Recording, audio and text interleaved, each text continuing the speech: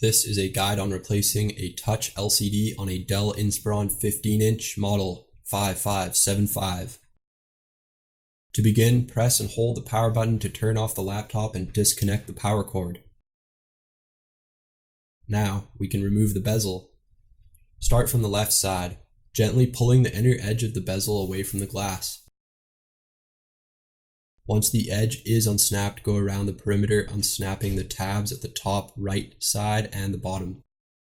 Put the bezel aside. Using a Phillips screwdriver, remove 4 screws holding the LCD panel. 2 screws at the top and 2 more screws at the bottom. Place the LCD on the keyboard. Gently peel off the clear tape securing the video connector. Open the connector's bracket. Disconnect the video cable. Discard the old panel. Take the new LCD screen and place it on the keyboard. Using both hands, reconnect the video cable. Close the connector's bracket. Secure it with clear tape. Caution: it is very important not to force any connectors. As well, you must not twist or slant the connector when plugging it in.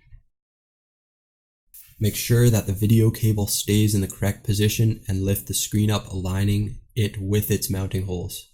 Replace the 4 Phillips screws, 1 in each corner. Replace the bezel. Start from the top, press firmly, snapping the tabs back in place. Then move down, pushing the bezel to the bottom side. Turn the laptop over and make sure that the bezel is snapped near the hinge cover. Press the power button, and if the startup graphic appears, the LCD screen is installed correctly, and we are done.